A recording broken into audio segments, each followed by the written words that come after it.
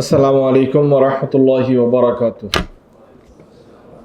আলহামদুলিল্লাহি রাব্বিল আলামিন ওয়াল আকিবাতু লিল মুত্তাকিন ওয়াসসালাতু ওয়াসসালামু আলা সাইয়্যিদিল মুরসালিন ওয়া আলা আলিহি ওয়া সাহবিহি ওয়া মান তাবি'আহুম বিইহসানিন ইলা ইয়াউমিদ্দিন। আউযু বিল্লাহি মিনাশ শাইতানির রাজীম। বিসমিল্লাহির রাহমানির রাহিম।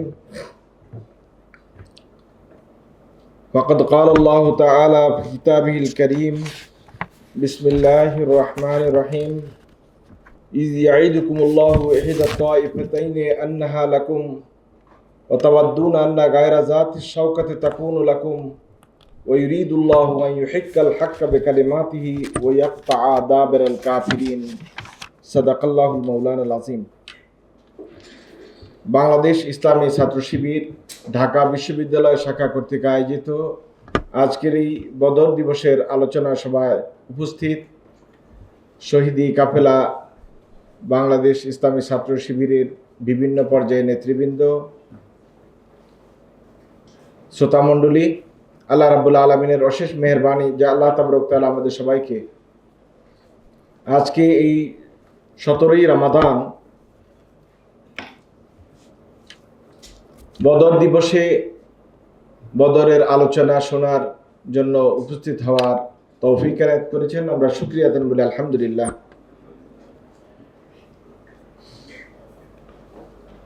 বদর যুদ্ধের ইতিহাস বিস্তারিতভাবে আমাদের সবারই জানা আছে। একজন মুসলমান হিসেবে, একজন ইমানদার হিসেবে বদর যুদ্ধের আদ্যপ্রান্ত ইতিহাস জানা এটি একটি জরুরি কাজ এবং আমার জানা মতে যারা অন্তত দ্বীন, ইসলাম, ঈমান সম্পর্কে জ্ঞাত আছেন তারা সবাই বদর যুদ্ধের ইতিহাস সম্পর্কে কিছু না কিছু জানেন। এটি একটি চেতনা,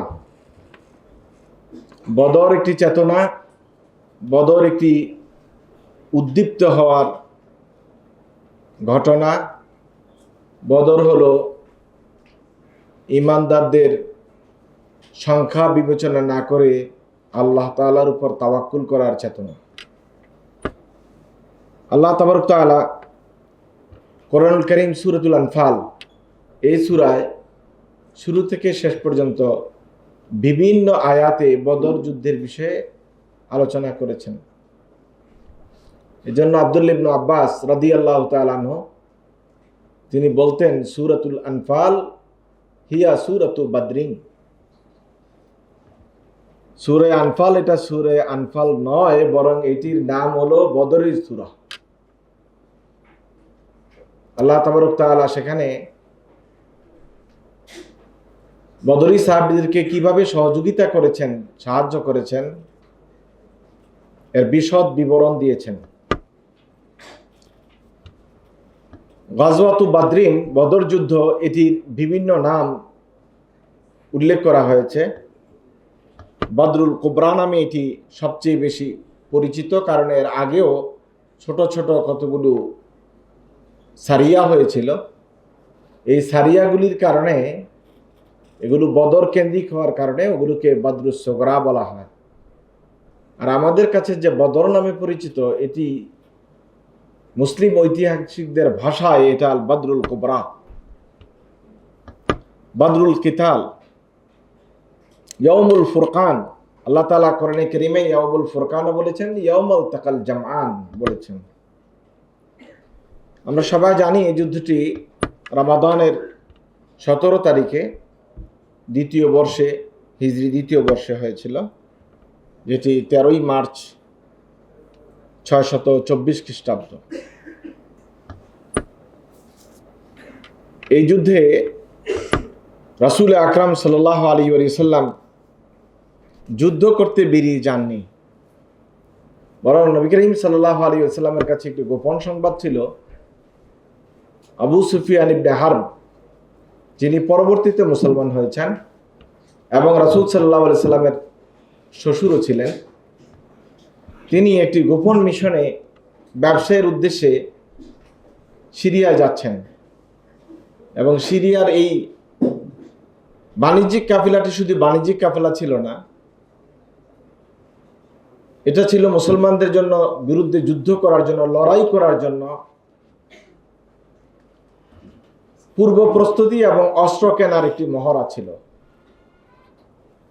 রাসূল আকরাম সাল্লাল্লাহু আলাইহি ওয়াসাল্লাম সেটি অবগত হয়েই প্রথম মূলত চেয়েছিলেন বাণিজ্যিক কাফেলাটাকে আক্রমণ করার জন্য, ধরার জন্য। বাণিজ্যিক কাফেলা আক্রমণের পিছনে যে যৌক্তিকতা ছিল সেটি হলো যে অস্ত্র কিনে নিবে, যে ব্যবসা তারা এখান থেকে করবে, এটা পুরোটাই নবী করিম সাল্লাল্লাহু আলাইহি ওয়াসাল্লাম, ইসলাম এবং সাহাবীদের বিরুদ্ধে ব্যবহার করা হবে। এই আশঙ্কা থেকেই মুহাম্মদ রাসূলুল্লাহ সাল্লাল্লাহু আলাইহি ওয়াসাল্লাম এই বাণিজ্যিক কাফেলাটিকে আক্রমণ করার সিদ্ধান্ত নিলেন। কিন্তু রাসূলুল্লাহ সাল্লাল্লাহু আলাইহি ওয়াসাল্লাম যেই দুইজন গুপ্তচরকে প্রেরণ করেছিলেন খবর নেওয়ার জন্য, সাহাবী দুইজন এসে জানালেন যে তারা সিরিয়ায় নিরাপদে আগেই পৌঁছে গিয়েছে। রাসূলুল্লাহ সাল্লাল্লাহু আলাইহি ওয়াসাল্লাম কিন্তু এই বাণিজ্যিক কাফেলাটাকে দুইবার অ্যাটাক করার চেষ্টা করেছেন। একবার ছিল সিরিয়ায় যাওয়ার পথে, আরেকটা হলো সিরিয়া থেকে ফেরত হয়ে মক্কা যাওয়ার পথে। প্রথমবারে তাদেরকে আটক করা যায়নি, তারা এর আগেই মদিনা অতিক্রম করে চলে গিয়েছিল। দ্বিতীয়বারে রাসূলুল্লাহ সাল্লাল্লাহু আলাইহি ওয়াসাল্লাম কয়েকজন সাহাবীকে পাঠালেন তাদের গতিপথটাকে অবলোকন করার জন্য, সুনির্দিষ্ট কোন জায়গায় তারা আছে সেটি নির্ধারণ করার জন্য। সাহাবারা রাসূল করিম সাল্লাল্লাহু আলাইহি ওয়াসাল্লামকে জানালেন যে প্রথমবারে তারা চলে গিয়েছে, দ্বিতীয়বারে অত্যন্ত সুচতুর ছিলেন আবু সুফিয়ান ইবনে হারব। তিনি আগে আশঙ্কা করেছিলেন যে মুহাম্মদ সাল্লাল্লাহু আলাইহি ওয়াসাল্লাম কর্তৃক তিনি আক্রান্ত হতে পারেন। এজন্য বিভিন্ন জায়গায় যেখানে কাফেলারা বসতো সেখানকার উটের গোবরগুলো সে পরীক্ষা করেছে এবং দেখেছে উটের গোবরের সাথে কিছু খেজুরের দানা আছে, যেই খেজুরের দানাগুলি প্রমাণ করে যে এখানে মদিনার কোনো না কোনো মানুষ পহরায় ছিল। কারণ মদিনার খেজুরের বিচি হয় পুরা সৌদি আরবে সবচেয়ে ছোট বিচিগুলো হয় মদিনার খেজুরগুলো। বিশ্বত আজোয়া খেজুরের বিচি হলো সবচেয়ে ছোট বিচি। সে নিশ্চিত হয়ে গেছে যে আমি কোনো না কোনো একটা জালে আবদ্ধ হওয়ার জন্য আছি, আমাকে পাহারা দেওয়া হচ্ছে। এই জন্য ঠিক মদিনা থেকে বেশ 30-40 কিলোমিটার পশ্চিমে গিয়ে লোহিত সাগরের পার ধরে নিরাপদভাবে কিন্তু আবু সুফিয়ান ইবনে হারব মক্কায় পৌঁছে যান। কিন্তু যখন আশঙ্কা করেছিলেন যে তিনি আক্রান্ত হতে পারেন, তখন দামদম আল গাফারি নামে একজন কাফির, তাকে পাঠিয়ে দেওয়া হয়েছিল এই সংবাদটি যেন সে মক্কায় পৌঁছে দেয় যে আবু সুফিয়ান ইবনে হারবের বাণিজ্যিক কাফেলা আক্রান্ত হতে যাচ্ছে।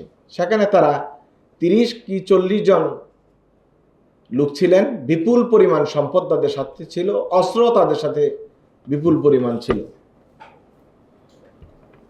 দামদম আল গাফারি মক্কায় গেলেন এবং সেখানে গিয়ে আরবের রীতি অনুযায়ী, জাহেলিয়তের রীতি অনুযায়ী কোনো বিষয়কে বিশ্বস্ত আশ্বস্ত করার জন্য তারা জামা কাপড় ছিঁড়ে ফেলতো, উটের নাক কেটে ফেলতো এবং চেহারা বিভিন্ন রকম রং মেখে বিকৃত করে চিৎকার করে আওয়াজ করে তারা মানুষের কাছে গুরুত্বপূর্ণ কোনো বিষয় থাকলে এগুলি বিজ্ঞপ্তি করার, এলান করার ব্যবস্থা করতো। সে তাই করলো এবং বলল যে আদ্রিকু এইরকম, তোমরা তোমাদের বাণিজ্যিক কাফেলাকে বাঁচানোর জন্য সচেষ্ট হও। সেই ঘোষণার পর আবু জাহেল,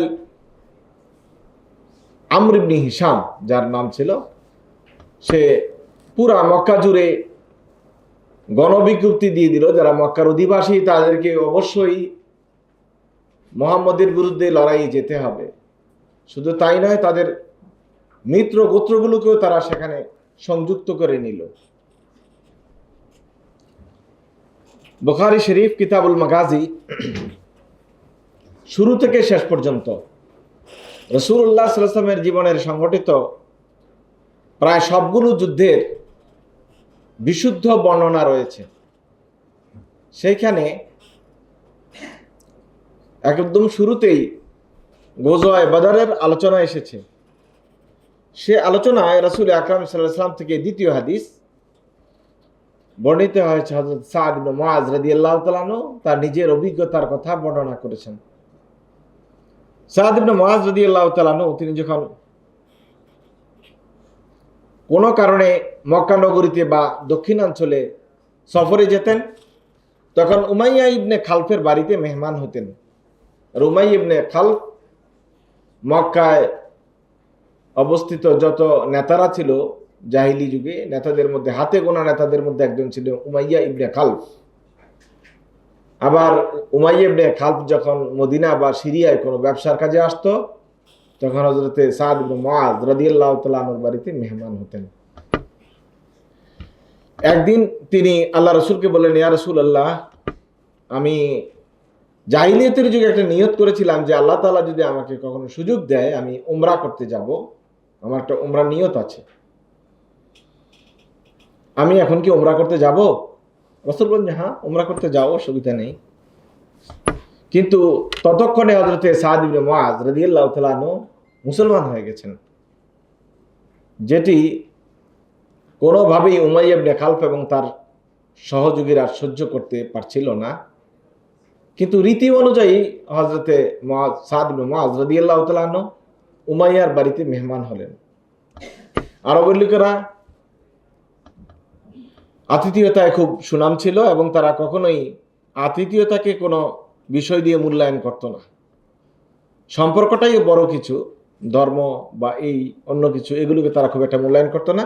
এই জন্য হযরত সাদ ইবনে মুআয রাদিয়াল্লাহু তাআলা আনহুকে খুব বেশি আতিথ্য করলেন, থাকলেন, থাকার ব্যবস্থা করে দিলেন। তো হযরত সাদ বললেন, আমি তো তোমার বাড়িতে বেড়াতে আসি নাই, আমার টার্গেট হলো আমি কাবা ঘর তাওয়াফ করব, আমাকে একটু তাওয়াফের সুযোগ করে দাও। উনজুরলি সাআতা খালওয়াতিন, আমার জন্য একটি নির্জন সময় বাছাই করো, যখন কাবার আশেপাশে আর অন্য কোনো মানুষ থাকবে না, একটু চুপ করে ঢুকে আমি শুধু তাওয়াফ করে চলে যাব। এজন্য উমাইয়া ইবনে খালফ তাকে সাথে নিয়ে নিলেন। ঠিক আছে, তোমাকে একা ছেড়ে দেওয়া নিরাপদ না, যেহেতু তুমি মুসলমান, তুমি কাবা ঘরের চত্বরে আক্রান্ত হয়ে যেতে পারো, আমি তোমাকে নিরাপত্তা দিব, তুমি আমার সাথে চলো। নিয়ে গেলেন। যখন কাবার চত্বরে ঢুকলেন, হাদিসের এবারত হলো হিনা জাহিরাতে, দুপুরের একটু আগে আগে, দুপুর হয় এ সময় নিয়ে গেলেন, কারণ এই সময় প্রচন্ড রৌদ্র থাকে, গরম থাকে, কাবার চত্বরে তখন মানুষ থাকে না। সেটা বলছি আবু জাহেলের সময়ের কথা, এখনের কথা না। তখন ভাগ্য খারাপ হলে যা হয়, সেখানে গিয়ে যার সাথে প্রথম দেখা হলো সে হলো আবু জাহেল। আবু জাহেলের সাথে দেখা হওয়ার সাথে সাথেই হযরতে সাদকে আবু জাহেল বললেন, তোমার কপাল ভালো, তুমি এই যে উমাইয়ার মেহমান হয়ে এসেছ। উমাইয়ার কুনিয়ত ছিল আবু সাফওয়ান, তুমি আবু সাফওয়ানের মেহমান হয়ে এসেছ, এই জন্য তোমাকে ছেড়ে দিলাম, নচেত তোমাকে উচিত শিক্ষা দিতাম, তুমি কোনোভাবেই সুস্থ দেহে মদিনায় ফিরে যেতে পারতে না। হতে সাদের আত্মমর্যাদা লাগলো, তিনি খুবই আত্মমর্যাদা সম্পন্ন মানুষ ছিলেন। তিনি তার চেয়ে আরো বেশি উচ্চ কণ্ঠে বললেন, কথা বলার সময় বুঝ করে কথা বলা উচিত, চিন্তা করে কথা বলিও। তারিকুকা আহলুল মদিনা, এত লম্বা কথা যে বলছো, ব্যবসা বাণিজ্য না করলে খাবে কি? সিরিয়ায় যাওয়ার বাণিজ্যিক পথটা কিন্তু মদিনার উপর দিয়ে, সুতরাং মদিনার উপর দিয়ে যদি যাইতে চাও, ব্যবসা বাণিজ্য টিকিয়ে রাখতে চাও, তাহলে গলা নামিয়ে কথা বলতে হবে, এত উচ্চ স্বরে কথা বলা যাবে না। উমাইয়া কিন্তু খুব বিপক্ষে পড়লেন, কারণ এদিকে সাদ তার বন্ধু, ওদিকে আবু জেহেল হলো এই উপত্যকার সবচেয়ে বড় লিডার, চিফ লিডার। এজন্য উমাইয়া বলছিলেন হযরতে সাদকে, তুমি কি চিনো আবু জেহেলকে? আবু জেহেল তো আর বলে না, ওরা বলছে আবুল হাকাম সাইয়্যিদু হাদাল ওয়াদি, সেই উপত্যকার সবচেয়ে বড় লিডার। ভাই একটু রয়েছে, ধীরে স্থিরে কথা বলো। তখন হযরত সাদ বললেন, বলবো আর কি কথা, আল্লাহ রাসূলকে বলতে শুনেছি মুসলমানরা তোমাকেই হত্যা করবে এবং কাকে কাকে হত্যা করবে এই হত্যার তারিখে আল্লাহ রাসূল সাল্লাল্লাহু আলাইহি ওয়াসাল্লাম আগেই প্রকাশ করে দিয়েছেন। উমাইয়া অনেক ভরকে গেলে কথা শুনে, কারণ রাসূল সাল্লাল্লাহু আলাইহি ওয়াসাল্লামের উপর ঈমান আনে না, কিন্তু রাসূল যে মিথ্যা কথা বলে না এই বিষয়টা শতভাগ কিন্তু বিশ্বাস করে। তারপর জিজ্ঞেস করছে আওয়া কাতিলিয়া ফি মাক্কাতা, ওরা কি মক্কায় এসে আমাকে মারবে নাকি বাইরে গেলে কোথাও মারবে? হযরত সাদ বললেন ওইটা আল্লাহ রাসূল বলেন নাই, আমি ওই অংশটুকু বলতে পারবো না, তবে যে কালো তালিকাভুক্ত আছে এতে কোনো সন্দেহ নাই। যে কোনো সময় আক্রান্ত হতে পারো এবং তোমাদের মৃত্যু হবে খুবই খারাপভাবে, এটা আল্লাহ রাসূল সাল্লাল্লাহু আলাইহি ওয়াসাল্লাম আগে আমাদেরকে জানিয়ে দিয়েছেন। ইতিমধ্যেই ওই যে দামদাম আল গেফারি সে মক্কায় আসলো আর মানুষদেরকে বলল যে আদ্রিকু ইরাকুম, তোমরা তোমাদের বাণিজ্যিক কাফেলাকে বাঁচাও। তখন গরবিক উক্তি দিয়েছে আবু জেহেল যে আমাদেরকে চলে যেতে হবে বদরের যুদ্ধ করার জন্য। সব মানুষ যার যা আছে তা নিয়ে ঝাঁপিয়ে পড়ো, কিন্তু একটা লোক সে সবসময় পিছিয়ে থাকলো, সে হলো উমাইয়া ইবনে খালফ। সে আর যেতে চায় না, কারণ তার তো ভয় ঢুকে গেছে মোহাম্মদ যে কালো তালিকা করেছে ওই কালো তালিকার মধ্যে তো তার নাম আছে। সে জানে যে ওখানে হয়তো গেলে আর ফেরত আসা যাবে না, সে যাইতে চাচ্ছিল না। শেষ পর্যন্ত আবু জেহেল তার বাড়ি আসলেন এবং বললেন মাতা ইয়া রাকান্নাসু ইয়া আবা সাফওয়ান, আবু সাফওয়ান তোমাকে মানুষ কখন দেখবে? তুমি যে ঘরের গুণ হয়ে ঘরের ভিতরে বসে আছো, তুমি একজন লিডার, সাইয়্যিদু হাজালবাদী, এই উপত্যকার লিডারদের মধ্যে হাতে গোনা নেতাদের মধ্যে তুমি একজন, তুমি যদি ঘর কোনো হয়ে বসে থাকো তাহলে সাধারণ জনতার কাছে জবাব কি? তোমাকে এখন বেরুতেই হবে। তো বারবার এই চাপের মুখে উমাইয়া ইবনে খালফ বেরুতে বাধ্য হলেন, কিন্তু ইশতারা আজওয়াদা বাইদিন ফি মাক্কাতা, মক্কার সবচেয়ে দ্রুতগামী দামি উটটা কিনলেন। উদ্দেশ্য হলো যদি কোনো জায়গায় দেখে যে আক্রমণ লেগেছে, আক্রমণ হচ্ছে, শুরু হয়েছে, দ্রুত এটাকে আরোহণ করে এখান থেকে বিদায় নিবে, কারণ তালিকাভুক্ত দেশে জানে তার মৃত্যু কোনো না কোনোভাবে হয়েই যেতে পারে। যখন রওনা করে যাচ্ছিল তখন তার স্ত্রী তাকে বলছিল মা জাকাল আখুকাল ইয়াসরাবিয়্যু, তুমি কোথায় যাও উমাইয়া?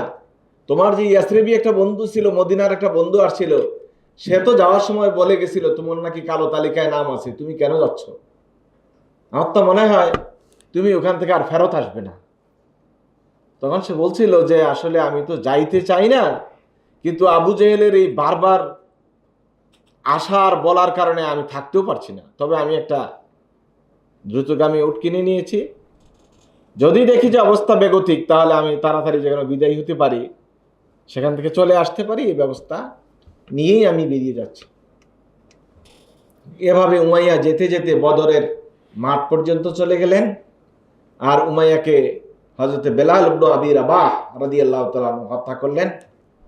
এটি ছিল একটি বিচ্ছিন্ন হাদিস যেটি বদর সংক্রান্ত, যেখানে আল্লাহ রাসূল সাল্লাল্লাহু আলাইহি ওয়াসাল্লাম বদরের নিহত 24 জন সাদাতু আহলে কুরাইশদের 24 জন নেতাদের যে তালিকা আগেই উদ্ঘাটন করেছিলেন, বর্ণনা করেছিলেন, সেই তালিকা সংক্রান্ত হাদিস বুখারী কিতাবুল মাগাজি 2 নম্বর হাদিস।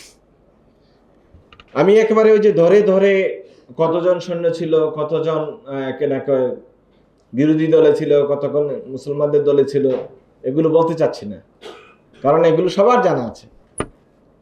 আমি বলতে চাচ্ছি এই বিষয়টি যে আল্লাহ রাসূল সাল্লাল্লাহু আলাইহি ওয়াসাল্লাম বদরে যে 24 জন সানাদিদে কুরাইশদের নেতারা নিহত হয়েছিল তাদের তালিকা আগেই কিন্তু উপস্থাপন করেছেন, এবং এটি হযরত সাদ ইবনে মুআয রাদিয়াল্লাহু তাআলা আগেই বর্ণনা করেছেন। এদিকে যখন এই ঘটনা মক্কায় খুব তোলপাড় শুরু হয়েছে যে তাদেরকে সুরক্ষার জন্য যেতে হবে, বাঁচাতে যেতে হবে তাদের বাণিজ্যিক কাফেলা, তখন সেখানে আবু জেহেল ঘোষণার সাথে সাথে লোকেরা তাদের বাণিজ্যিক কাফেলা রক্ষা করার জন্য ঝাঁপিয়ে পড়ল। তাদের পাশে থাকা মিত্র গোত্রগুলো অংশগ্রহণ করলো, কিন্তু একটা গোত্র অংশগ্রহণ করলো না, সেটা হলো বনু আদি ইবনে তাই। বনু আদি ইবনে তাই এই গোত্রটি কিন্তু বদরের যুদ্ধে মুসলমানদের বিরুদ্ধে অস্ত্র ধরে নাই। এবং রাসূল আকরাম সাল্লাল্লাহু আলাইহি ওয়াসাল্লাম তার পরবর্তী জীবনে বনু আদি ইবনে তাইয়ের ভূয়সী প্রশংসা করেছেন এবং বদরের যুদ্ধে কিছু মানুষকে আল্লাহ রাসূল সাল্লাল্লাহু আলাইহি ওয়াসাল্লাম শুধু ওই গোত্রের কারণে তাদের প্রতি কৃতজ্ঞতা প্রকাশ করেও কিছু মানুষকে হত্যা থেকে বাঁচিয়ে দিয়েছেন। এই ঘোষণা আসার পর আবু জাহেল যখন বেরিয়ে গেলেন আর আবু সুফিয়ান ইবনে হারব তার আশঙ্কামুক্ত জায়গায় পৌঁছে গেলেন, তখন আবার দ্বিতীয়বার চিঠি দিলেন যে না, তোমাদের আর এখন বদরে যাওয়ার দরকার নেই, আমি কিন্তু আমার বাণিজ্যিক কাফেলা নিয়ে নিরাপদে মক্কায় ফিরে আসতে পেরেছি, সুতরাং এখন আর যাওয়ার দরকার নাই। কিন্তু আবু জাহেল মনে করলো যে এটা আমার আত্মসম্মানের ব্যাপার, বেরিয়ে এসেছি তো বেরিয়ে এসেছি, এখান থেকে আর ফেরত যাওয়ার কোনো প্রশ্নই উঠে না, যাবো না এখান থেকে ফেরত। বরং সে একটা ক্যালকুলেট করেছে যে মুসলমানদের শক্তি কতটুকু, কয়জন তাদের সাথে আছে, কতক্ষণ তারা লড়াইয়ে টিকবে, আমাদের জনশক্তি, অস্ত্র, আমাদের ব্যবস্থাপনা, এগুলো সে যখন একটা হিসাব করেছে তখন সে নিশ্চিত হয়েছে যে শতভাগ বিজয় তাদের জন্যই অপেক্ষা করছে। এজন্য বারবার বারণ করার পরেও আবু সুফিয়ান ইবনে হারব সে কিন্তু আর তার ওই রূপ থেকে ফিরে আসে নাই, সে বদরের দিকে ধীরে ধীরে এগিয়ে গিয়েছে। আর বিশাল সৈন্যবাহিনী যেহেতু তার সাথে ছিল, এটা অসম যুদ্ধ ছিল, এই অসম যুদ্ধে তার বিজয় হয়ে যাওয়াটা নিশ্চিত হওয়ার কারণেই কিন্তু সে আর কারো কথা শুনেনি, বরং সে বলেছে আমরা বদরে যাব, মুসলমানদেরকে নিশ্চিহ্ন করব, সেখানে ভুরি বুঝ করব, রাতের বেলায় আমাদের কায়নাত মানে নৃত্যশিল্পীরা নাচ গান করবে, সেখানে মদের আসর বসবে, ওইভাবে আমরা সেখানে উৎসব করে মক্কায় ফিরব। কিন্তু আল্লাহ সুবহানাহু ওয়া তাআলার সিদ্ধান্ত ছিল ভিন্ন রকম। রাসূল আকরাম সাল্লাল্লাহু আলাইহি ওয়া সাল্লাম সেখানে যখন গেলেন বাণিজ্যিক কাফেলার উদ্দেশ্যে, তিনি তো আর যাননি এই জন্য যে সেখানে লড়াই করবেন। আল্লাহ সুবহানাহু ওয়া তাআলা কিন্তু ইতিমধ্যেই নির্ধারণ করে দিলেন, বলে দিলেন যে না, তোমাদেরকে কিন্তু জিহাদে অংশগ্রহণ করতে হবে। রাসূলুল্লাহ সাল্লাল্লাহু আলাইহি ওয়াসাল্লামের কাছে পক্ষ থেকে যখন এই ঘোষণাটি পৌঁছল, তখন সাহাবায়ে কেরাম রিদওয়ানুল্লাহি তাআলা আলাইহিম আজমাইন একেবারেই অপ্রস্তুত ছিলেন। রাসূল সাল্লাল্লাহু আলাইহি ওয়াসাল্লাম, হযরত সাদ ইবনে মুআজ, সাদ ইবনে আবি ওয়াক্কাস, হযরতে আবু বকর, ওমর রিদওয়ানুল্লাহি তাআলা আলাইহিম আজমাইনদের সাথে মশওয়ারা করলেন, পরামর্শ করলেন এখন কি করা। সাহাবায়ে কেরাম রিদওয়ানুল্লাহি তাআলা আলাইহিম আজমাইন আল্লাহ রাসূলকে শতভাগ অভয় দিলেন, বললেন যে না, যেহেতু আল্লাহ সুবহানাহু ওয়া তাআলা আমাদেরকে যুদ্ধ করার জন্য নির্দেশ দিয়েছেন, আমরা অবশ্যই যুদ্ধে অংশগ্রহণ করব, আমরা কোনোভাবেই পিছু হটে যাব না। আব্দুল্লাহ ইবনে মাসউদ থেকে একটি হাদিস বর্ণিত হয়েছে, কিতাবুল মাগাজি, বুখারী ৪র্থ পৃষ্ঠা, ডান পাশের পৃষ্ঠার ২য় বা ৩য় লাইনে সেখানে বর্ণনা করা আছে। আব্দুল্লাহ ইবনে মাসউদ বলেন, আমার জীবনের একটি দুর্ভাগ্য যে মিকদাদ ইবনুল আসওয়াদ যা বলেছে এই কথাটি যদি আমি বলতে পারতাম তাহলে দুনিয়া এবং আখিরাতের সব কল্যাণটাই আমি অর্জন করতে পারতাম, কিন্তু আমি এই কথাটি বলতে পারিনি। সেটি মিকদাদ আল্লাহ রাসূলকে বলে আল্লাহ রাসূলের মুখে হাসি ফোটাতে পেরেছে। নবী করিম সাল্লাল্লাহু আলাইহি ওয়া সাল্লাম যখন বারবার দোয়া চাচ্ছিলেন, আল্লাহ তাআলার কাছে দোয়া করছিলেন, সাহায্য কামনা করছিলেন, তখন হযরত মিকদাদ এসে বললেন, ইয়া রাসূলুল্লাহ, আপনি বোধহয় অনেক পেরেশান হয়ে গেছেন। পেরেশান হওয়ার কোনো কারণ নাই। আপনি কি মনে করেছেন যে আমরা মুসার উম্মতের মতো? মুসা আলাইহিস সালাতু ওয়াস সালাম যখন বলেছিলেন তোমরা যাও, তোমাদের আমালেকা গোত্রের বিরুদ্ধে লড়াই করার জন্য তোমরা, আল্লাহ তাআলা তোমাদেরকে নির্দেশ দিয়েছেন, তখন মুসার গোত্রের লোকেরা যাচাই করেছে আসলে আমালেকা গোত্রের লোকদের সাথে যুদ্ধ করে টিকবো কিনা। তাদের গোয়েন্দা রিপোর্ট ছিল খুবই খারাপ এবং ভয়াবহ।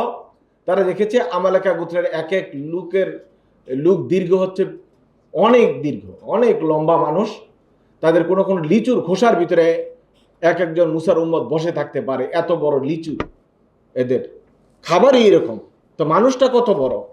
তারা বললো যে না, এরা আমাদের পক্ষে যুদ্ধ করা সম্ভব না, আমরা যাব না। বরং আল্লাহ সুবহানাহু ওয়া তাআলা তাদের কথাটা কোরআনে কারীমে উল্লেখ করেছেন। তারা বলছেন ইযহাব আনতা ওয়া রাব্বুকা ফাকাতিলা ইন্না হাহুনা কাঈদুন। মুসা, তোমার যদি এত যুদ্ধ করার এত খায়েশ থাকে, তাহলে তুমি আর তোমার আল্লাহ মিলে যায় আমালেকাদের সাথে যুদ্ধ করো, আমরা এখানে বসছি তো বসছি, আমরা এখান থেকে যাব না। হযরত মেকদাদ বললেন, আল্লাহ রাসূল, আপনি কি মনে করেছেন আমরা মুসার উম্মত? আমরা তো মুসার উম্মত না, আমরা তো আপনার উম্মত। যদি প্রয়োজন হয় আপনার ডানে বামে সামনে পিছনে থেকে, এমনকি প্রয়োজনে বারকুল গেমাত পর্যন্ত যদি যেতে হয়, তাও যেয়ে গিয়ে কিন্তু আমরা আপনার পক্ষে লড়াই করব। রাসূলুল্লাহ সাল্লাল্লাহু আলাইহি ওয়াসাল্লাম হযরত মেকদাদের কথা শুনে হেসে ফেললেন। আশরাকা ওয়াজহুহু, হযরত আব্দুল্লাহ ইবনে মাসউদ যে শব্দটি ব্যবহার করেছেন, আশরাকা ওয়াজহুহু, আল্লাহ রাসূলের চেহারাটি উজ্জ্বল হয়ে গেল। তিনি বললেন, রাসূলের এই দুর্দিনে কথা শুনিয়ে সুন্দর করে আল্লাহ রাসূলকে আশ্বস্ত করতে পারায় মেকদাদ যেই সুযোগটা নিল, আমার দুর্ভাগ্য আমি আল্লাহ রাসূলের এত কাছাকাছি থেকেও আমি এমন একটি কথা আল্লাহ রাসূলকে বলতে পারি নাই। নবী করিম সাল্লাল্লাহু আলাইহি ওয়াসাল্লাম অতি পেরেশান হয়ে গিয়েছিলেন। হযরত আবু বকর রাদিয়াল্লাহু তাআলা আনহু আল্লাহ রাসূলের একটি তাঁবুতে ঢুকলেন। রাসূল একটি চামড়া নির্মিত তাঁবুতে অবস্থান করছিলেন। রাসূল যখন কোনো গুরুত্বপূর্ণ দোয়া করতেন, তখন হাত একেবারে বেশি উপরের দিকে উঠাতেন। এমনকি রাসূল গায়ে প্রায় সময় চাদর পরতেন, এরকম জুব্বা পরতেন না, খুব কম সময় জুব্বা পরতেন, অধিকাংশ সময় গায়ে চাদর জড়িয়ে রাখতেন। আর যখন হাত উত্তোলন করতেন, তখন রাসূল সাল্লাল্লাহু আলাইহি ওয়াসাল্লামের বগলের নিচের শুভ্র অংশগুলি দেখা যেত। হযরত আবু বকর বলেন, রাইনা বায়াদা ইবিতাইহি, আল্লাহ রাসূলের বগলের শুভ্রাংশ আমরা দেখতে পেয়েছি। হাত তুলে আল্লাহ রাসূল দোয়া করতেছিলেন আর বলতেছিলেন, ইন্নাকা ইন শি'তা লাম তু'বাদ, হে আল্লাহ, আপনি যদি চান আজকের দিনের পর আপনাকে ইবাদত করে আর কেউ বেঁচে না থাকুক, তাহলে আপনি মুসলমানদেরকে পরাজিত করুন। আর যদি আপনি চান আপনার নাম নেওয়ার মতো লোক থাকা দরকার, তাহলে আজকে আপনি বিজয় দান করুন। রাসূল খুব তাদাররুআ ওয়া খুফিয়া, খুব বেশি হৃদয়গ্রাহী ভাবে দোয়া চাচ্ছিলেন। আর এই দোয়া চাওয়ার এত বেশি সময় ধরে এত বেশি কান্নাকাটি করছিলেন, হযরত আবু বকর রাদিয়াল্লাহু তাআলা আনহু তার তাঁবুতে ঢুকে বললেন, হাসবুকা ইয়া রাসূলুল্লাহ, ইয়া রাসূলুল্লাহ, দোয়া যথেষ্ট হয়েছে, আর দোয়া করা লাগবে না। হাদিস সহিহ বুখারী কিতাবুল মাগাজি। এজন্য বললেন যে হযরত আবু বকর জানতেন আল্লাহ রাসূলের দোয়া মিস হওয়ার কোনো সম্ভাবনা নেই। তিনি বলছেন, হাসবুকা ইয়া রাসূলুল্লাহ, দোয়া যা করেছেন যথেষ্ট হয়েছে, আর দোয়া করা লাগবে না, আমরা নিশ্চিত আল্লাহ সুবহানাহু ওয়া তাআলা আপনাকে বিজয় দান করবেন। রাসূল আকরাম সাল্লাল্লাহু আলাইহি ওয়াসাল্লাম সেখান থেকে দোয়া শেষ করলেন। আল্লাহ তাবারক তাআলা নীতি নীতি সাহাবা একরাম রাদিয়াল্লাহু তাআলা আলাইহিম আজমাইনকে বদর পর্যন্ত পৌঁছে দিলেন। সে সময়ে যেই টেকনিকটি আল্লাহ রাসূল করেছেন সাহাবা একরাম রাদিয়াল্লাহু তাআলা আনহুর পরামর্শে, বদর অনেকগুলো কূপ ছিল। যেহেতু মরুময় এলাকা এবং পানির সংকট খুব বেশি, এই কূপগুলোকে প্রথমেই আল্লাহ রাসূল সাল্লাল্লাহু আলাইহি ওয়াসাল্লাম দখলে নিয়ে নিলেন, যার কারণে মুসলিম বাহিনীর পানি সংকটটা কেটে গেল। অপরদিকে বদরে যে কাফেররা এসেছিল কুরাইশরা, তারা একটি কূপও পায় নাই যেখান থেকে পানির সংস্থান হবে। যেহেতু আমার হাতে সময় কম, আমি লম্বা কথা বলতে পারবো না, আমি খুব সংক্ষেপ করে শেষ করতে চাচ্ছি। আল্লাহ রাসূল সাল্লাল্লাহু আলাইহি ওয়াসাল্লাম যুদ্ধের যেদিন যাবেন এর আগের দিন রাত, পরদিন যুদ্ধ এর আগের রাতে আল্লাহ সুবহানাহু ওয়া তাআলা মুসলমানদের জন্য ঘুম চাপিয়ে দিলেন, বৃষ্টির ব্যবস্থা করলেন। আল্লাহ তাবারক তাআলা কোরআন কারীমে ইরশাদ করছেন, সূরাতুল আনফাল আয়াত নম্বর 11, আল্লাহ তাআলা বলছেন, ইয ইউগশিকুমুন নুআসা আমানাতাম মিনহু ওয়া ইউনাজ্জিলু আলাইকুম মিনাস সামাই মাআ। বদর যুদ্ধটাতে সম্পূর্ণ আল্লাহ তাআলা প্লেনে ছিল, এই টেকনিক যা ছিল সব আল্লাহ তাআলা খাটিয়েছেন। সূরাতুল আনফাল পড়লে এটা একদম ক্লিয়ার হয়ে যাবে। বদর যুদ্ধ হবে পরদিন, আর রাসূল আকরাম সাল্লাল্লাহু আলাইহি ওয়াসাল্লামকে আল্লাহ সুবহানাহু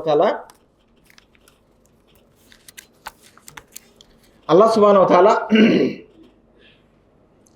নিজে কিভাবে হেফাজত করেছে দেখুন। যুদ্ধের জন্য একটা মাটি যে জায়গায় তারা যুদ্ধ করবেন ফিল্ডটা প্রিপেইড হতে হবে। যারা যুদ্ধ করবেন তাদের মানসিক প্রশান্তি থাকতে হবে, যারা যুদ্ধ করবেন তাদের মনোবল থাকতে হবে, যারা যুদ্ধ করবেন তাদের বডি ফিটনেস থাকতে হবে। এই সবগুলো কাজের জন্য যে ভূমিকা স্বরূপ যে কাজটি করা দরকার আল্লাহ তাআলা সেটি করেছেন। সূরা আনফালের 11 নম্বর আয়াতে আল্লাহ বলছেন, ইয ইউগশিকুমুন নুআসা আমানাতাম মিনহু, আমি তোমাদের জন্য নিরাপদ ঘুমের ব্যবস্থা করে দিয়েছি, ঘুম চাপিয়ে দিয়েছি। আগামী দিন যুদ্ধ, এই টেনশনে তো ঘুম না হয় স্বাভাবিক। যেখানে আগামী দিন পরীক্ষা থাকলে ঘুম হয় না, সেখানে আগামী দিন জীবন মরণের ফয়সালা, সেদিন ঘুম হয় কিভাবে সে রাতে? আল্লাহ বলেন আমি তোমাদেরকে ঘুম চাপিয়ে দিয়েছি। আর হযরত আব্দুর রহমান ইবনে আউফ রাদিয়াল্লাহু তাআলা হাদিস সহিহ বুখারীতে এসেছে কিতাবুল মাগাজিতে, যে আমার হাতে সেদিন তরবারিটা ছিল, আমি শুধু ঘুম আসে আর তরবারি হাত থেকে পড়ে যায়, ঘুম আসে তো পড়ে যায়, এইভাবে 8 থেকে 9 বার উঠাইছি। পরে কি হয়েছে আমি আর বলতে পারবো না, আমার চক্ষু বন্ধ হয়ে আমি ঘুমিয়ে পড়েছি। আর সকালে জেগেছি যখন ফজর আজান হয়েছে। আল্লাহ বলছেন ইউগশিকুমুন নুআসা, ঘুম তোমাদের উপর আমি আল্লাহ তাআলা চাপিয়ে দিয়েছি, ঘুমাইতে চায় নাই। তাহলে টেনশন ফ্রি করার জন্য যেটা দরকার এটা আল্লাহ সুবহানাহু ওয়া তাআলা করেছেন। ওয়া ইউনাজ্জিলু আলাইকুম মিনাস সামাই মাআন লিইউতাহহিরাকুম বি, এবং আকাশ থেকে বাড়ি বর্ষণ করেছি, বৃষ্টি বর্ষণ করেছি তোমাদেরকে পরিচ্ছন্ন করার জন্য। এই পরিচ্ছন্নতা হলো মানসিক পরিচ্ছন্নতা এবং শারীরিক পরিচ্ছন্নতা। দীর্ঘ সফর, অনেক 130 কিলোমিটার রাস্তা তারা অতিক্রম করেছে, তাদের ধুলা বালি দীর্ঘ সফরের পরিশ্রম আল্লাহ তাআলা শরীরকেও ধুয়ে মুছে পরিষ্কার করে দিলেন, ঘুম চাপিয়ে দিলেন, অন্তরকে স্থিতিশীল করে দিলেন এবং বললেন ওয়ুযিবা আনকুম রিজজা শাইতানে ওয়ুরবিতা আলা কুলুবিকুম ওয়ুসাব্বিতা বিল আকদাম, তোমাদের অন্তরকে আমি সুদৃঢ় করে দিয়েছি, মজবুত করে দিয়েছি, তোমাদের মধ্যে যে অস্থিরতা টেনশন এটা আমি দূরীভূত করে দিয়েছি, ওয়ুসাব্বিতা বিল আকদাম, এবং তোমাদের পাগুলোকে আমি সুদৃঢ় করে দিয়েছি। আসলে আল্লাহ সুবহানাহু ওয়া তাআলা যদি সাহাবায়ে কেরাম রাদিয়াল্লাহু তাআলা আলাইহিম আজমাইনদেরকে সুরক্ষা না করতেন, দেখি বালু এলাকায়, যে মরুময় এলাকায়, সেখানে প্রচুর বালু থাকে। বালু থাকলে হয় কি, কোনো বালুর জায়গায় আসলে ভালো করে দাঁড়ানো যায় না। আমরা যারা সাইকেল চালাতে অভ্যস্ত আমরা দেখি যে পাকা রাস্তায় যত গতিতে চলে, বালুর জায়গায় কিন্তু সাইকেল সেভাবে চলে না, চাকা আটকে যায়। আপনি যদি ফজরে গিয়ে ওই এমন একটা মরুভূমি এলাকায়, মরুময় এলাকায় যুদ্ধের চেষ্টা করতেন, যেখানে বালি এক জায়গায় পা দিলে পিছলে আরেক জায়গায় চলে যায়, তাহলে ভালোভাবে ইউসাব্বিতুল আকদাম, খুব দৃঢ়ভাবে পায়ের উপর দাঁড়িয়ে থাকা যেত না। আল্লাহ তাআলা বৃষ্টি দিয়ে ওই বালুটাকে শক্ত করে দিয়েছেন। যুদ্ধের জন্য একদম পুরো প্রিপেয়ার করে দেওয়া, জমি, মন, মানসিকতা, মনন, পরিবেশ সবটা আল্লাহ তাআলার নিয়ন্ত্রণে আল্লাহ তাআলা নিয়ে নিয়েছিলেন।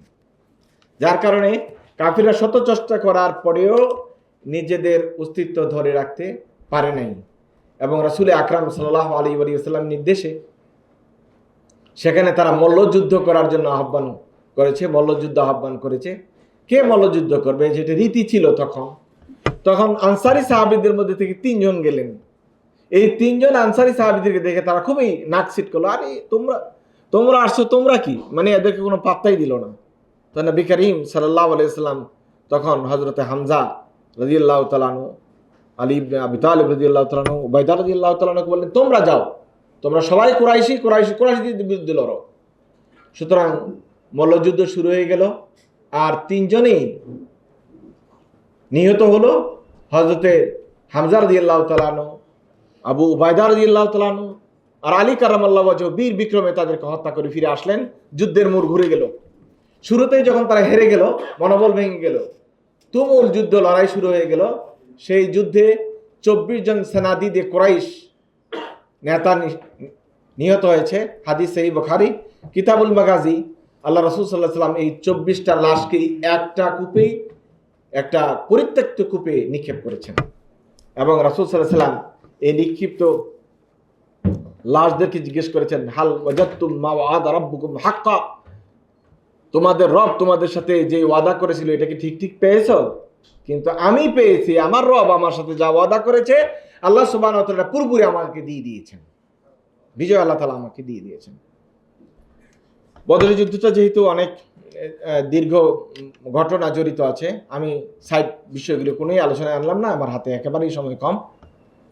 আমি যে বিষয়টা দৃষ্টি আকর্ষণ করব সেটি হলো বদরের যুদ্ধ কোনো সংখ্যায় হয়নি, এটি হয়েছিল তাওয়াক্কুল আল্লাহর উপরে। আর বদরের শিক্ষা যদি আমরা আলোচনা করি তাহলে বিষয়গুলি ক্লিয়ার হয়ে যাবে। বদরের যুদ্ধে যে ফলাফল আমরা দেখি সেটা হলো মুসলমানদের শক্তি এবং ক্ষমতা বৃদ্ধি পেয়েছে।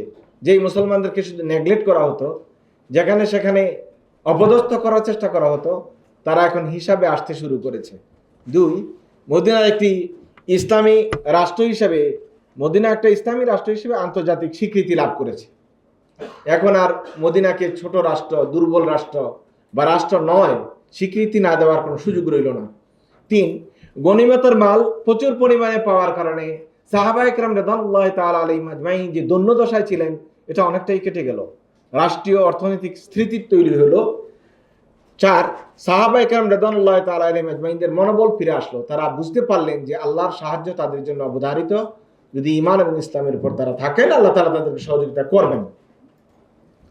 5, কুরাইশ এবং তার বন্ধুগোত্র সমূহের যেই দর্প ছিল, যে অহংকার ছিল যে মুসলমানরা সংখ্যায় কম, ওরা দুর্বল, এই অহংকারটি চিরতরে চূর্ণ হয়ে গেল। আমরা যদি বদরের শিক্ষা দেখি তাহলে দেখব 1 নম্বর শিক্ষা যে জিহাদ করা একটি ফরজ কাজ, এটি বদরের যুদ্ধ দ্বারা প্রমাণিত হয়েছে। আল্লাহ সুবহানাহু ওয়া তাআলা কোরআনুল কারীমে ইরশাদ করেন, ওয়াকাতিলু ফি সাবিলিল্লাহ আল্লাযীনা ইউকাতিলুনাহুম, ওয়াকাতিলু ফি সাবিলিল্লাহ, আল্লাহর রাস্তায় জিহাদ করো। এই জিহাদটা যে ফরজ কাজ এটা বদরের যুদ্ধ দিয়ে আমরা একেবারে শতভাগ প্রমাণিত হয়েছে। আল্লাহ রাসূল সাল্লাল্লাহু আলাইহি ওয়াসাল্লাম নিজে এই যুদ্ধে অংশগ্রহণ করেছেন। আর রাসূল সাল্লাল্লাহু আলাইহি ওয়াসাল্লাম বলছেন, আল জিহাদু মাদিন ইলা ইয়াউমিল কিয়ামা, জিহাদ কিয়ামত পর্যন্ত চলতে থাকবে, এটার কোন স্টপ হওয়ার কোনো সুযোগ নেই।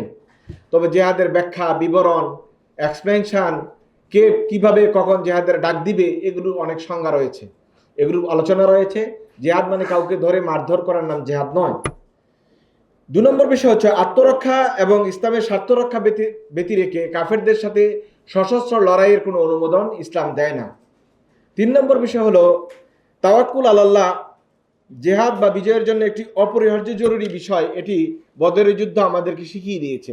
আমরা সবসময় আল্লাহর উপর ভরসা করে জিহাদে অংশগ্রহণ করব। আল্লাহ সুবহানাহু ওয়া তাআলা বলেছেন, কাম মিন ফিয়াতিন কালিলাতিন গালাবাত ফিয়াতান কাসীরাতান বিইذনিল্লাহ, অনেক ক্ষুদ্র ক্ষুদ্র দল তারাও বিজয় লাভ করে আল্লাহ তাআলার ইচ্ছায়। সুতরাং আল্লাহ তাআলার কাছে পূর্ণ আত্মসমর্পণ করা হলো জিহাদে বিজয়ের একটি বড় শর্ত। আল্লাহ রাসূল সাল্লাল্লাহু আলাইহি ওয়াসাল্লামকে আল্লাহ সুবহানাহু ওয়া তাআলা বলছেন, লাকাদ নাসারাকুমুল্লাহু বিবাদরিন ওয়া আনতুম আযিল্লা, আল্লাহ সুবহানাহু ওয়া তাআলা তোমাদেরকে বদরে সহযোগিতা করেছেন, তোমরা ছিলে একেবারে সব দিক থেকেই দুর্বল, সম্পদের থেকে দুর্বল, জনবল থেকে দুর্বল, অস্ত্রের থেকে দুর্বল, তারপর আমি আল্লাহ সুবহানাহু ওয়া তাআলা তোমাদেরকে সহযোগিতা করেছি। 4 নম্বর বিষয় হলো আল্লাহ তাআলার কাছে দোয়া এবং সাহায্য কামনা করা, যেন আল্লাহ সুবহানাহু ওয়া তাআলা আমাদেরকে বিজয় দান করেন। জিহাদ শুধু অস্ত্রের দ্বারা হয় না, দোয়ার দ্বারা হয়। আল্লাহ রাসূল বলছেন, আর দোয়া উসিলাহুল মুমিন, মুমিনের একটা বড় অস্ত্র হলো দোয়া। সুতরাং আমাদেরকে দোয়া করতে হবে। আল্লাহ সুবহানাহু ওয়া তাআলা সেটা বলেছেন, ইস্তাগীসুনা রাব্বাকুম ফাস্তাজাবা লাকুম, হে রাসূল এবং সাহাবীরা, তোমরা যখন আমার কাছে ইস্তেগাসা করতে চাইছিলে, ইস্তেগাসা মানে সাহায্য কামনা করা, সাহায্য কামনা করতেছিলে, তখন আমি আল্লাহ তাআলা তোমাদের এই দোয়াটাকে কবুল করে নিয়েছি। ফাস্তাজাবা লাকুম রাব্বুকুম আন্নী মুমিদ্দুকুম বিআলফিম মিনাল মালাইকাতি মুরদিফিন। আল্লাহ সুবহানাহু ওয়া তাআলা বদরের যুদ্ধে প্রথমে 1000, পরে 3000, সর্বশেষ 5000 ফেরেশতা দিয়ে সহযোগিতা করেছেন, যেটি আল্লাহর ভাষায় মিনাল মালাইকাতি মুসাব্বিবিন। মুসাব্বিবিন শব্দের অর্থ হলো প্রশিক্ষিত। সাধারণ কোনো ফেরেশতা বদরের যুদ্ধে আল্লাহ তাআলা পাঠাননি, যারা যুদ্ধ করতে অভ্যস্ত ওরকম ফেরেশতা আল্লাহ সুবহানাহু ওয়া তাআলা পাঠিয়েছিলেন। বাস্তব হলো জিহাদের উদ্দেশ্য থাকবে আল্লাহ সুবহানাহু ওয়া তাআলার সন্তুষ্টি লাভ, দুনিয়ার কোনো সম্পদ পাওয়ার জন্য নয়, গনিমতের মালের জন্য নয়। এটা আমাদেরকে বদর শিখিয়ে দিয়েছে। 6 নম্বর হলো আল্লাহ তাআলার সন্তুষ্টির জন্য জিহাদ করলে আল্লাহ তাআলা যে সাহায্য করেন, এটি বদরেই প্রমাণ। আল্লাহ সুবহানাহু ওয়া তাআলা বলেন, মা রামাইতা ইজ রামাইতা ওয়ালাকিন্নাল্লাহ রামা। রাসূল আকরাম সাল্লাল্লাহু আলাইহি ওয়াসাল্লাম যে বালি নিক্ষেপ করেছিলেন, ওই বালিটি আল্লাহ রাসূল শুধু নিক্ষেপ করেছেন, কিন্তু ওই যে কাফেরদের চোখে চোখে পৌঁছে দেওয়া বুলেটের মতো এই কাজটি আল্লাহ তাআলা করেছেন। আল্লাহ বলছেন, মা রামাইতা ইজ রামাইতা ওয়ালাকিন্নাল্লাহ রামা। এবং আল্লাহ সুবহানাহু ওয়া তাআলা যে বৃষ্টি বর্ষণ করলেন, ঘুম চাপিয়ে দিলেন, ফেরেশতা নাজিল করলেন, এগুলো সবই আলামত হলো আল্লাহ তাআলার কাছে সন্তুষ্টির জন্য জিহাদ করলে আল্লাহ তাআলা সহযোগিতা করেন। 7 নম্বর হলো সবসময় জিহাদের ক্ষেত্রে সেনাপতি বা দায়িত্বশীলের পূর্ণ অনুগত থাকতে হবে। এখান থেকে যদি বিচ্যুত হয় তো জিহাদে সফলতা লাভের কোনো সুযোগ থাকে না। 8 নম্বর হলো পরামর্শ ভিত্তিক সিদ্ধান্ত নিতে হবে। 9 নম্বর সংখ্যাধিক্যের কারণে বিজয় হয় এই চিন্তা করা যাবে না। এই চিন্তা করেই কিন্তু হুনাইনের যুদ্ধে সাহাবা একরাম রাদিয়াল্লাহু তাআলা আলাইহিম আজমাইন প্রথমবারে বিজয় লাভ করতে পারেননি। 10 নম্বর হলো যুদ্ধবন্দীদের সাথে মানবিক আচরণ করা এবং অপরাধের পরিমাণ অনুযায়ী শাস্তি প্রদান করা। এটিও ছিল বদর যুদ্ধের একটি বড় শিক্ষা। রাসূল আকরাম সাল্লাল্লাহু আলাইহি ওয়াসাল্লাম সাহাবা একরাম রাদিয়াল্লাহু তাআলা আলাইহিম আজমাইনদের কাছে ভাগ করে দিয়েছিলেন কার কাছে কোন বন্দী থাকবে। এবং বন্দীরা বলছে হাদিস সহিহ বুখারীতে যে আমাদের সাথে এত ভালো আচরণ করা হয়েছে, আমাদের মুসলমান ভাইয়েরা, তখন আমরা মুসলমান হয় নাই, আমাদের মুসলমান ভাইয়েরা একটা দুইটা খেজুর খেত আর আমাদেরকে তারা রুটি খাওয়ার ব্যবস্থা করে দিয়েছিল। যেহেতু আল্লাহ রাসূল সাল্লাল্লাহু আলাইহি ওয়াসাল্লাম বলছেন ইস্তাউসু খায়রা, তোমরা তাদের সাথে ভালো আচরণ করো। আল্লাহ সুবহানাহু ওয়া তাআলা আজকের এই বদর দিবসে 17ই রমাদান আমাদেরকে বদরের শিক্ষা গ্রহণ করার তৌফিক দান করুক, আমিন। আমরা এখন দেখি ইন্ডিয়াতে, আপনারা এখন দেখছেন যে পত্রপত্রিকায় মিডিয়াগুলোতে আসছে, এই যে রমাদান মাসে ইন্ডিয়াতে এখন মুসলমানদের উপর কি বর্বর নির্যাতন চলছে। হোলি খেলার নামে আমাদের মসজিদগুলো পর্যন্ত আক্রমণ করা হচ্ছে, ভেঙে দেওয়া হচ্ছে। ফিলিস্তিনের মুসলমানরা একবেলা ইফতার খাওয়ার মতো কোনো ব্যবস্থা তাদের নাই। ঠিক মায়ানমারের মুসলমানরা আমাদের দেশে আজকে এরা রোহিঙ্গা হিসেবে এসে মানে রয়ে গেছে। গোটা বিশ্বজুড়ে মুসলমানদের অবস্থা কিন্তু এখন অনেক খারাপ। এখন দরকার গোটা বিশ্বের মুসলমানদের ঐক্য হওয়া, আবার একটি বিশ্বব্যাপী বদরের আয়োজন করা, মুসলমানদেরকে উদ্ধার করা। আল্লাহ সুবহানাহু ওয়া তাআলা আমাদেরকে তৌফিক দান করুক, আমিন। ওয়া আখিরু দাওয়ানা আলহামদুলিল্লাহি রাব্বিল আলামিন ওয়া মা তৌফিক ইল্লা বিল্লাহ। আসসালামু আলাইকুম ওয়া রাহমাতুল্লাহি ওয়া বারাকাতুহু।